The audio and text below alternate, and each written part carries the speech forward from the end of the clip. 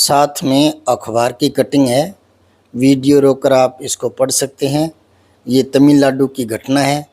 75 वर्षीय रिटायर्ड एक शिक्षिका जे चंद्रा बहुत ही खस्ता हालत में है और उम्र भी बहुत ही खस्ता हालत में है। अब इनके शिष्यों ने देखा और गौर किया तो इनके लिए मकान बना दिया।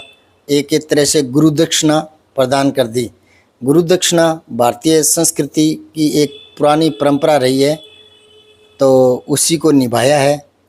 तो इन शिष्यों को मेरी तरफ से बहुत बहुत धन्यवाद।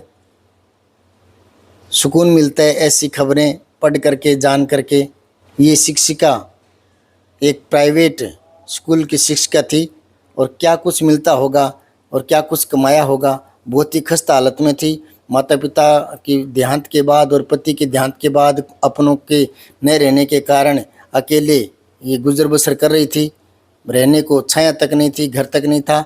इन शिष्यों ने इकट्ठा करके कुछ पैसे और इनके लिए घर बनवा दिया। तो धन्यवाद के पात्र हैं ये। मैं इस बात से ये कहना चाहता हूँ कि जीवन में समाज उपयोगी कोई काम करके जाओ तो लोग याद रखते हैं। अपने लिए जिया तो क्या जिया, सारी दुनिया अपने लिए जीती है। मैं ये नहीं कहता कि अपने लिए मत जियो, दूसरों के लिए लुट जाओ। नहीं, आप अपने लिए जियो, लेकिन जब मौका मिले ना तो दूसरों के लिए भी कुछ करो।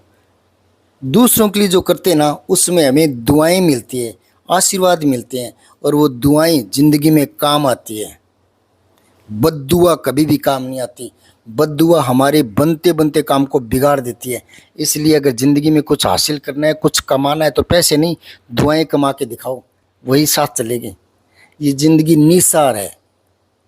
गुजरात में जो प्लेन एयर क्रैश हुआ था, उस घटना से सिद्ध हो गया कि ज़िंदगी जो है वो बेवफा है और निसार है।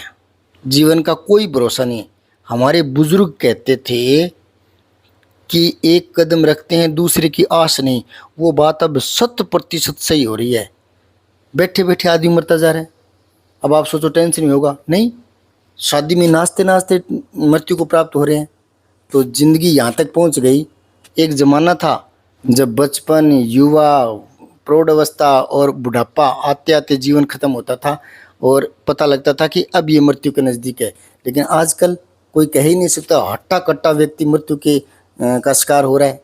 इसलिए कहता हूँ कि जीवन में अच्छे काम करते रहिए। इस ज़िंदगी का कोई भरोसा नहीं है। समाज आपको आपके अच्छे कर्मों से याद करेगा। जो लोग रात दिन हाई पैसा हाई पैसा हाई पैसा करते रहते ना, उनके लिए अखबार की कटिंग लगाई है। कुछ नेक कर्म करो। ये हाई पैसा सब यहीं रह जाना है। पता ही नहीं चलना कब क्या होगा। मेरा तो खुद का छोटा भाई, मामा जी का लड़का, और रात को सोया था, सुबह उठा ही नहीं। बस उस एक घटना से बहुत ही विचलित हो गया मैं। और अभी हाल ही में जो गुजरात प्लेन एयर क्रैश हुआ था, उससे तो बहुत ज़्यादा विचलित हूँ। और ये एक घटना नहीं है, ऐसी घटनाएं होती रहती है। तो ये कह रहा हूँ कि भले ही पृथ्वी है, भले ही जीवन है, लेकिन व्यक्तिगत जीवन है ना, बिल्कुल अस्थायी है। हम चले भी जाएंगे तो दुनिया तो रहेगी। इसलिए जो रहेगी, जो स्थायी है, उसके लिए कुछ करके जाओ। अभी कल मैं और मेरे दोस्त बैठे थे, शाम को मैं दोस्तों से मिलने गया। फ़ोटो भेजता हूँ। एक है सुभाष मांझू, पुलिस विभाग में है।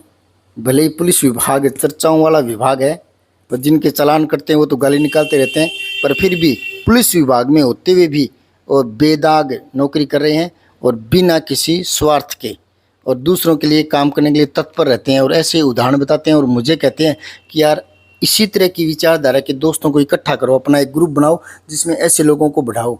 और मेरे में कभी नेगेटिव विचार नहीं आते, तो उसमें भी नहीं आते। वो कहते हैं यार, दुनिया में बहुत अच्छे लोग हैं। यूँ कहता है सुभाष मांझू कि यार, दुनिया में बहुत अच्छे लोग हैं, उनको इकट्ठा करो, उनका ग्रुप बनाओ, उनसे दोस्ती करो और अच्छे लोगों की मेजोरिटी बढ़ाओ। उनका विचार ये है। तो वो फ़ोन नंबर देते रहते हैं कि यार, इस आदमी से और फ़ोन कर, ये अपने ही विचारों का है। तो यूँ करते करते हमारी मित्र मंडली हो गई। इन्हीं में से एक है सुभाष मांझू के पास जो बैठे हैं हरलाल जी ढाका, वो भी गुरुजी हैं और दूसरों के काम को पहले करते हैं और काम करने में मतलब रुचि रखते हैं बहुत ज़्यादा। अभी उनका ट्रांसफ़र हुआ था, तो नए स्कूल में गए। जाते ही सबसे पहले पूरे स्कूल का दौरा किया और देखा कि यहाँ ये चीज़ नहीं है, छत ऐसी है, यहाँ छत चौती है, तो यहाँ ये करना है, ये सीढ़ियों में ये लगाना है, वो करना है। मतलब घर की तरह संभालने लगे। तो ये होता है कर्मण्यता। और अकर्मण्य लोगों के भी मैंने बहुत उदाहरण देखे हैं। कई तो ऐसे टीचर हैं जो नई नई नौकरी लगी है, प्रोबेशन पीरियड में ही है, नई नौकरी में तो उत्साह होता है ना, चाव होता है ना, लेकिन उनका चाव खत्म ही हो गया। पढ़ाई में मतलब अध्यापन कराने में कोई रुचि नहीं है, हद हो गई। और मुझे तो 25 साल हो गए पढ़ाते हुए, आज भी वही जुनून है जो 2001 में पढ़ाना शुरू किया था। उस समय बच्चे कहते हैं गुरुजी आप में इतनी स्टेमिना कहाँ से आती है, अपने आप आती है। मेरी माँ कर्मण्य थी, वो कर्मण्यता मुझ में आ गई, इसलिए मुझे अकर्मण्य लोग पसंद ही नहीं है और मेरी दोस्ती में वो शामिल ही नहीं होते। कल जब हम शाम को बैठे थे, सुभाष मांझो, हरलाल जी ढाका, तो यही चर्चा हो रही थी। हरलाल जी ढाका बताने लगे कि जो मैं किसी के लिए कुछ करने की सोचता हूँ तो इसलिए करने की सोचता हूँ कि मेरे खुद के लिए भी अच्छा होता है। हम किसी के लिए करते हैं ना तो दुआएं मिलती है और वो दुआएं ज़िंदगी में काम आती है। मैंने एक बार बचपन में सुना था कि आप भगवान की तरफ एक कदम बढ़ाते हो तो भगवान आपकी तरफ 10 कदम बढ़ा लेते हैं। कहने का मतलब ये है कि आप किसी का भला करो तो बहुत अच्छी बात है, करने की सोच भी लो ना तो भी आपका भला निश्चित हो जाता है।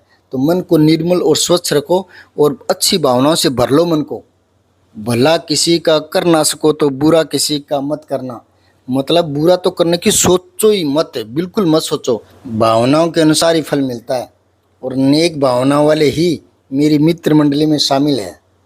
पैसे कमाइए गृह गृहस्थी को सफल बनाने के लिए और सुविधाजनक बनाने के लिए, लेकिन जीवन को सफल बनाने के लिए दुआएं कमाइए। दुआएं बड़ी काम आती है, बद्दुआ कभी भी काम नहीं आती।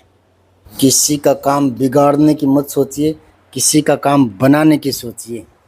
बुरा करना तो बुरा है ही, बुरा सोच लेना भी इतना खतरनाक है कि जहाँ आप किसी का बुरा सोचने लग जाते हो ना, आपका बुरा कहीं और होना शुरू हो जाता है और वो जब सामने आता है ना तो बड़ा धोखा होता है। इसलिए हमेशा किसी की सहायता करने की सोचें, किसी को खुशियाँ देने की सोचें, किसी का काम बनाने की सोचें। किसी का काम बिगाड़ना ये आपकी प्राथमिकता में नहीं होना चाहिए। और किसी का काम बिगाड़ते हो तो आपका बिगाड़ कहीं दूसरे कोने में निश्चित है। हरलाल जी ढाका ने बताया था कि मैं जो बच्चों की सहायता के लिए कुछ करता हूँ ना, तो मेरे बच्चों की पढ़ाई की व्यवस्था ऊपर वाला कहीं और कर देता है। वो बात मुझे बहुत पसंद आई। निश्चित तौर पर आप नेक काम कीजिए, वो आपके नेक काम पता नहीं कहाँ कब काम आ जाए, पता नहीं किसकी दुआएं कब काम आ जाए, और बद्दुआ पता नहीं कब अंदर से निकल जाए। भोगनी पड़ती है, जो हम कर्म करते हैं वो सारे भोगने ज़रूर पड़ते हैं। तो इसलिए क्यों पाप का पुलिंदा बांध कर चलें। ये दुनिया तो वैसी है, अस्थायी है और ज़िंदगी का पता नहीं है। इसलिए किसी का काम करके संतुष्टि प्राप्त करें कि यस मैंने इसका काम किया, इस नालायक ने तो बुरा किया था लेकिन मैंने इसका अच्छा कर दिया। बस ये भावनाएं सबसे श्रेष्ठ भावनाओं में से एक है।